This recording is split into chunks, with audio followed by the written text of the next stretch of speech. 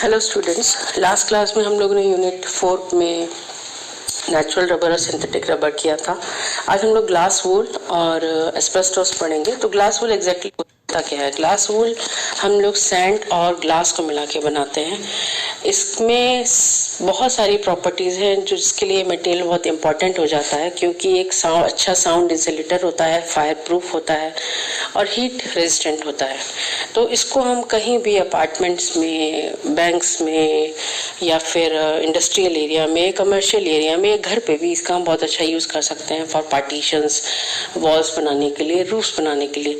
तो glass wool एक economical भी है, महंगा नहीं होता, ज्यादा नेचर फ्रेंडली है, इससे कोई बीमारी नहीं होती है। अगर नॉर्मली जहाँ पे जिन फैक्ट्रीज में ग्लास वूल बनता है वहाँ पे जो वर्कर्स काम करते हैं, अगर वो लोग इसको सांस के थ्रू अंदर ले भी लेते हैं तो ये उनको कोई प्रॉब्लम नहीं क्रिएट करता है उनके अंदर, क्योंकि नॉर्मली और चीजें जो होती हैं वो कैंसर कॉजिंग होती हैं, लंग्स डिजीजेस हो जाती हैं। तो ये क्योंकि सिर्फ सैंड और ग्लास का बना है, तो ये नॉर्मली अगर हम वो वर्कर्स इनहेल भी करते हैं तो ये डाइजेस्ट कर दिया जाता है बॉडी से और ये डिजोल्व होकर मतलब खत्म हो जाता है। तो ये हमें कोई भी मतलब नेचर फ्रेंडली है, ये इको फ्रेंडली भी है। तो इसको बनाया कैसे जाता है? सैंड और ग्लास को यूज करके हम इसको बनाते हैं, और इसमें कोई इसका केमिकल फॉर्मूला नहीं होता। तो इसको बनाया कैसे जाता है? ग्लास और सैंड को मिला के उसको मेल्ट कर दिया जाता है और फाइब्रस मैट्स की फॉर्म में, ये देखिए चटाई की फॉर्म में इसको बना दिया जाता है। ये दोनों ही मटेरियल सैंड और ग्लास एक दूसरे से मिलके एक अच्छा मटेरियल बना लेते हैं, बाउंड हो जाते हैं एक दूसरे से, और हमें क्या मिलता है? Glass wool. ग्लास वूल को ग्लास वूल क्यों बोला जाता है? क्योंकि इसका जो टेक्सचर है ये देखने में एकदम जब बनता है तो वूल जैसा लगता है, इसलिए हम इसको ग्लास वूल बोलते हैं। इसका कोई केमिकल कंपोजिशन नहीं होता है, ये सिर्फ सैंड और ग्लास का बना है। नॉर्मली हम हर किसी का केमिकल कंपोजिशन बताते हैं, जैसे नेचुरल रबर हम लोग आइसोप्रीन से बनाते हैं, सिंथेटिक रबर नियोप्रीन आता है, ब्यूनाइन आता है, जिनके मोनोमर्स को हम जानते हैं, पर इसमें कोई ऐसा कुछ नहीं होता है।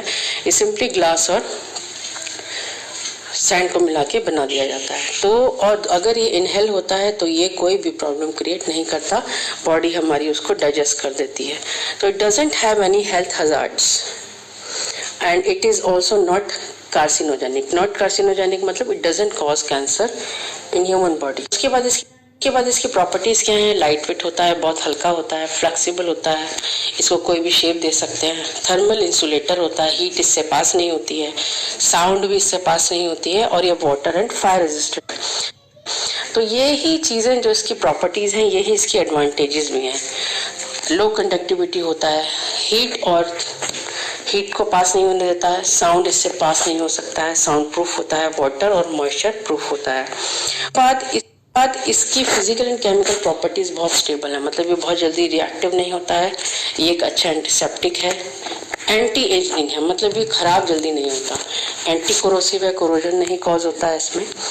उसके बाद हीट इंसुलेशन होने की वजह से, इस एडवांटेज की वजह से इसको हम कहाँ यूज करते हैं? वॉल और रूफ बनाने के लिए, पार्टीशंस बनाने के लिए, ट्रेन कंपार्टमेंट्स में या कहीं पे भी इसका यूज हम कर सकते हैं, ट्रेन कंपार्टमेंट्स में, या फिर ट्रेन में कंपार्टमेंट्स बनाने के लिए, या फिर घर में भी, बैंक्स में भी, कहीं पे भी, ऑफिसेज में भी इसका कंपार्टमेंट हम बना सकते हैं इसको यूज करके। अब क्योंकि ये फायर प्रूफ है, हीट रेजिस्टेंट है और साउंड इंसुलेटर है अच्छा, तो इसको बिल्डिंग्स में बनाया, बड़ी बड़ी बिल्डिंग्स जब बनती हैं तो वहां पे भी पार्टीशंस के फॉर्म में इसको यूज किया जा सकता है। उसके बाद हमारे एस्बेस्टोस क्या है? ये भी सिलिकेट्स का बना हुआ है, फाइब्रस सिलिकेट्स होता है, ये नेचुरल फाइब्रस सिलिकेट है जो क्रिस्टल फॉर्म में रहता है। नॉर्मली एस्बेस्टोस 6 तरह का होता है, जिसको हम 2 में डिवाइड करते हैं। एक होता है एम्फीबोल और एक होता है सर्पेंटाइन। ये डिवीजन इसलिए है क्योंकि इनका स्ट्रक्चर अलग अलग है। एम्फीबोल्स जो होते हैं वो long thin rod like structures होते हैं, चेन लाइक स्ट्रक्चर्स, पर सर्पेंटाइन्स जो होते हैं वो लेयर ट्यूबुलर क्रिस्टल स्ट्रक्चर्स होते हैं, ट्यूबुलर लेयर्ड स्ट्रक्चर्स होते हैं। तो इनके स्ट्रक्चर्स डिफरेंट होने की वजह से इनका डिवीजन एस्बेस्टोस का एम्फीबोल्स और सर्पेंटाइन में किया जाता है। एम्फीबोल्स में भी 5 तरह के आते हैं, एमोसिट, क्रोकिकोडोलाइट, एंथोफाइलाइट, ट्रेमोलाइट एंड एक्टिनोलाइट। और सर्पेंटाइन में सिर्फ क्रिस्टोटाइल आता है, ठीक है। तो 90 to 95% जो क्रिस्टोलैटाइल होता है वो एस्बेस्टोस को बनाता है, बाकी 5% एम्फीबोल होता है। उसके बाद तो अच्छा इनका कैसे होता है, ये सर्पेंटाइन है। इसमें आप देख सकते हैं सर्पेंटाइन मतलब थोड़ा सा कॉइल्ड स्ट्रक्चर रहेगा, ये एकदम सीधा नहीं है, ये थोड़ा आप देखेंगे कि थोड़ा कॉइल्ड है, इसकी वजह से इसे सर्पेंटाइन बोला जाता है। कि जो एस्बेस्टोस है एम्फीबोल्स में जो आते हैं वो इस तरह से है। ये तो सर्पेंटाइन ही है, ये देखिए सीधा नहीं है, टेढ़ा मेढ़ा है। पर बाकी जितने भी 5 तरह के होंगे आप देखेंगे कि उनके जो क्रिस्टल्स हैं वो लंबे लंबे रॉड लाइक स्ट्रक्चर्स हैं और सर्पेंटाइन की तरह नहीं है। सर्पेंटाइन के जो क्रिस्टल्स हैं वो सीधे नहीं होते हैं, एकदम लंबे लंबे नहीं होते हैं, वो थोड़े उनमें घुमाव होता है, तो इसलिए उन्हें सर्पेंटाइन भी बोला जाता है, सांप की तरह। उसके बाद हम यूजेस में आते हैं एस्बेस्टोस के। इसको एक थर्मल इंसुलेटर है, इसमें से हीट पास नहीं की जा सकती है, तो ये इसको अगर किसी पाइप से हमें गर्म कोई वाटर पास करना है या कोई भी गर्म चीज पास करनी है दूर एक जगह से दूसरी जगह, तो वहां पे भी हम इसका यूज कर सकते हैं।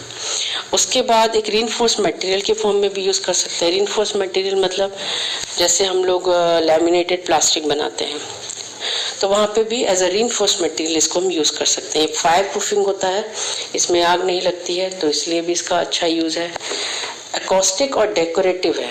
डेकोरेटिव मतलब देखने में अच्छा लगता है, सुंदर लगता है, और इसमें से साउंड पास नहीं होती है। तो टेक्सटाइल्स मतलब कपड़ा या कोई भी चीज कालीन वालीन बनाने के लिए भी हम इसका यूज कर सकते हैं। उसके बाद फ्रिक्शन ब्रेक्स या क्लचेस बनाने के लिए इसका यूज किया जा सकता है। पेपर एंड एडहेसिव में इसका यूज किया जा सकता है। फ्लोरिंग जमीन बनाने के लिए घर का या रूफ्स बनाने के लिए भी इसका यूज किया जा सकता है। और गैस्केट्स और फिल्टर्स ये सब सीलेंट्स बनाने के लिए भी इसका यूज होता है। तो इसका भी सिलेक्टिव थर्मल इंसुलेटर होने की वजह से कहीं भी पाइप्स बनाने के लिए इसका यूज किया जा सकता है।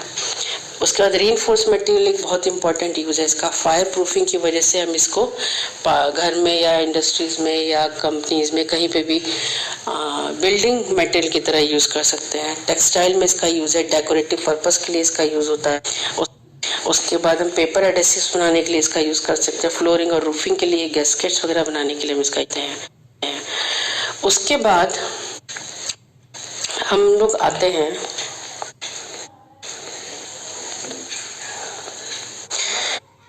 इससे रिलेटेड डिजीजेस कौन सी हैं।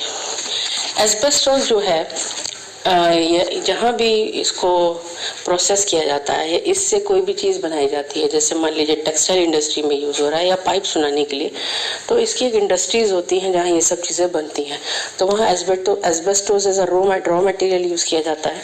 तो एस्बेस्टोस को जब रॉ मटेरियल की तरह यूज़ किया जा सकता है, जो वहाँ पे वर्कर्स होते हैं वो इसको इनहेल कर सकते हैं, ये इनके मुँह के थ्रू भी ये अंदर जा सकता है। तो ये बहुत ही हानिकारक मटेरियल है, ये कैंसर कॉजिंग होता है, ये लंग्स डिजीजेस कर देता है। ऐसा डिजीज करता है कि लंग्स में जाके ये पूरे लंग्स को क्रश कर देता है और धीरे धीरे जो वर्कर्स हैं उन्हें सांस लेने में दिक्कत होती है और 30-40 सालों में उनका हालत बहुत ज़्यादा खराब हो जाता है और उसके बाद उनको लंग्स प्रॉब्लम होता है, सांस लेने में प्रॉब्लम होता है और इट में कॉज डेथ ऑल्सो। तो ये 4 तरह का डिजीज है जो एस्बेस्टोस से होता है। Asbestosis, mesothelioma, lung cancer and other cancers. Asbestosis क्या होता है? एक सीरियस क्रॉनिक बीमारी है। इसमें इवन आदमी का डेथ भी हो जाता है और ये बहुत लंबे समय के बाद ये दिखाई में देता है। ये मतलब एकदम से नहीं होता है, बहुत लंबे समय तक जो वर्कर्स वहाँ पे काम कर रहे हैं उनके साथ ये प्रॉब्लम क्रिएट हो रहा है।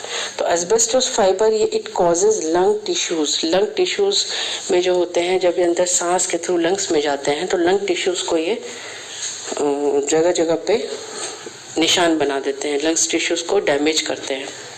उसके बाद ये जो डैमेज है लंग टिश्यूज में धीरे धीरे बढ़ने लगता है और लंग्स ये जो है ये क्रिस्टल्स जो है इसके ये हार्डर होते चले जाते हैं और आदमी को सांस लेने में बहुत दिक्कत होती है और वो जल्दी सांस लेता है। तो लंग्स में खांसी होती है, इसकी वजह से सांस लेने में दिक्कत होती है, चेस्ट में पेन होता है। और इसका कोई इफेक्टिव ट्रीटमेंट नहीं है, क्योंकि जिस तरह से हम ग्लास वूल हमारी बॉडी अपने आप ही उसको रिमूव कर देती है बॉडी से, हमारी बॉडी इस एस्बेस्टोस को, इस फाइबर को अपने आप डिजॉल्व नहीं कर पाती है, इसको हटा नहीं पाती है बॉडी से। मेसोथेलियोमा एक तरह का कैंसर है। ये 30-40 साल के बाद ही आता है। अगर लगातार कोई आदमी 30-40 साल तक एस्बेस्टोस के कांटेक्ट में है या वहाँ पे काम कर रहे हैं जहाँ इसका यूज हो रहा है, तो ये भी बहुत बुरा और पेनफुल बीमारी है इसमें भी। और ये लो एक्सपोजर भी रहेगा तब भी ये हमारे लंग्स को असर करता है। तो यूएस में जब स्टार्टिंग में इसका फैक्ट्रीज बना था तो 200 केसेस हर साल वहाँ पे आते थे जो एस्बेस्टोस से एक्सपोजर होता था जिनका। उसके बाद अदर टाइप्स के कैंसर्स हैं, ओरल कैविटी में हो सकता है, स्टमक में हो सकता है। स्टमक में कैसे, मान लीजिए मुंह के थ्रू, खाने के थ्रू, वो जो वर्कर्स हैं वहाँ पे जब खाना खाते हैं, अगर खाने में उनके एस्बेस्टोस चला गया तो वो स्टमक में या डाइजेस्टिव सिस्टम में जा सकता है, तो उससे वो ओरल कैविटी में, स्टमक में, कोलोन में और किडनी में जा सकता है, ईसोफेगस में जा सकता है, लैरिंक्स में भी जा सकता है। तो ये कुछ बहुत बुरे इफेक्ट्स हैं एस्बेस्टोस के। एंड ये कैंसर कॉजिंग और लंग डिजीजेस कॉज करता है और इसका कोई इलाज नहीं होता है। ये बहुत पेनफुल बीमारियां हैं जो एस्बेस्टोस कॉज करता है। ओके क्लास, नेक्स्ट क्लास में हम लोग थर्मोकोल और बार पढ़ेंगे। उसके बाद हम लोग का चैप्टर ख़त्म हो जाएगा। तो अगर आप लोगों को आज की ऑडियो में कोई भी प्रॉब्लम है, आपको नहीं समझ में आता है, तो प्लीज़ आप गूगल क्लासरूम में मुझसे पूछ सकते हैं। और प्लीज़ ऑडियो सुनिए, ऑडियो सुन के थोड़ा हेल्प होगा और फिर मेरे नोट्स पढ़ेंगे तो आप लोगों को जल्दी याद होगा। तो प्लीज़ ऑडियो सुनिए। Okay, thank you.